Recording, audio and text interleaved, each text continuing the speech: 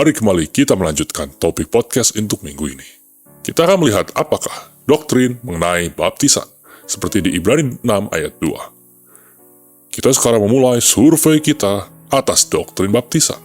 Perhatikanlah bahwa di dalam Ibrani 6 ayat 1, istilah baptisan-baptisan lebih banyak digunakan daripada baptisan. Alasannya adalah karena ada lebih dari satu baptisan. Kenyataannya ada 5 baptisan yang berbeda yang disebutkan di dalam perjanjian baru. Oleh sebab itu, penting bagi kita memiliki kemampuan untuk membedakan masing-masing baptisan itu. Sehingga kita tahu mereka mengacu kepada dan pekerjaan apa yang sedang dilakukan oleh Roh Kudus saat Ia membaptis kita dengan baptisan tersebut. Marilah kita mengerti lebih dulu arti kata baptisan. Kata baptisan di dalam perjanjian baru Yunani adalah baptizo, dan berarti dibenam atau dicelupkan. Diselam ke dalam air, dilingkupi oleh, dicelupkan hingga berada di bawah. Ini semua menurut berbagai sumber perjanjian baru. Baptisan Yohanes, Markus 1 ayat 4. Ini adalah baptisan pertobatan. Baptisan ini adalah bagi orang Yahudi yang dilayani oleh Yohanes. Tujuannya adalah untuk mempersiapkan mereka menerima Mesias dengan menyadarkan diri mereka sendiri sebagai pendosa yang tidak layak, sehingga membutuhkan pertobatan dan membutuhkan Mesias. Dilakukan dengan merendamnya secara ritual dan merupakan prototipe baptisan Kristen di masa datang. Baptisan penderitaan. Ini adalah baptisan yang spesifik. Bagi Yesus berarti penderitaan yang akan dialaminya sebagai bagian dari penyelamatan manusia. Ini merupakan perendaman di dalam penderitaan bagi dosa-dosa manusia, karena hanya Allah dan bukan manusia dapat mengambil dosa-dosa manusia dan menderita serta menghapus dosa-dosa tersebut. Hal ini menunjukkan rencananya yang tidak terselami oleh pikiran biasa. Lukas 12 ayat 50, Markus 10 ayat 38. Baptisan air selam, Matius 28 ayat 19, Matius 3 ayat 1. Tujuannya adalah untuk menggenapi berdiri di sebelah kanan Allah, Markus 3 ayat 15. Untuk menerima kepenuhan anugerah Allah melalui tindakan ketaatan yang merupakan tindakan memasuki kematian Kristus bersamanya dengan menguburkan manusia lama kita di dalam baptisan air selam. Roma 6 ayat 23 berkata bahwa upah dosa ialah maut. Di dalam baptisan air selam, manusia lama atau sifat dosa diserahkan kepada kematian dan dikuburkan di dalam baptisan air. Upah, yaitu konsekuensi atau efek dosa, disingkirkan. Dosa tidak dapat lagi memenuhi kita, anugerah yang lebih besar diizinkan untuk melimpahi kita.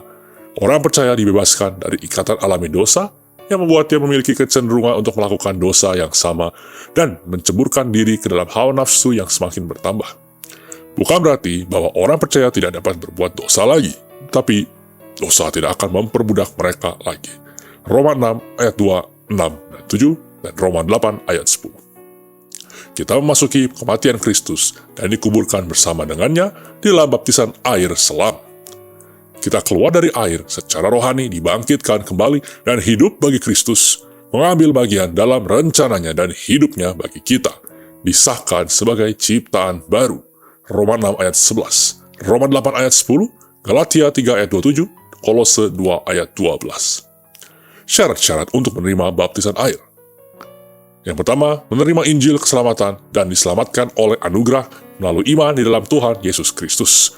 Markus 16 ayat 15-16, Efesus 2 ayat 8-9. Yang kedua, berdiri di sebelah kanan atau memiliki sikap yang benar terhadap Allah, ingin taat dan ingin menerima peraturan-peraturan Alkitab. 1 Petrus 3 ayat 21. Yang ketiga, bertobat dan dibaptis. Kisah Rasul 2 ayat 37-38. Bertobat berarti orang tersebut harus meninggalkan kemauannya sendiri sebagai keputusan untuk meninggalkan dosa dan melangkah kepada Allah. Hal ini memerlukan keputusan yang lahir dari keinginannya sendiri, sesuatu yang tidak dapat dilakukan oleh bayi.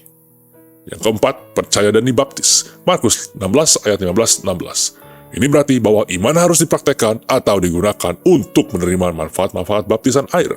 Sekali lagi, bayi tidak memiliki iman atau kedewasaan untuk menggunakannya. Oleh sebab itu, mereka tidak memenuhi persyaratan Alkitab untuk dibaptis dengan air. Perhatikan bahwa anak-anak mendapat kemurahan untuk diselamatkan, karena menurut Alkitab, mereka dianggap kudus karena salah satu atau kedua orang tuanya adalah orang percaya, Allah telah membuat jalan bagi mereka untuk diselamatkan, karena mereka belum dapat mempraktekkan iman atau kehendak mereka. Mereka diselamatkan oleh anugerah dan kemurahan Allah, diberikan dengan murah hati kepada mereka oleh kuasa-Nya. 1 Korintus 7 ayat 14, Roma 9 ayat 15. Mari berjalan dalam kuasa Roh Kudus dan mengupas tentang peperangan spiritual. Subscribe YouTube channel kami dan nyalakan lonceng notifikasi serta follow sosial media kami untuk mendapatkan konten Kristiani secara reguler.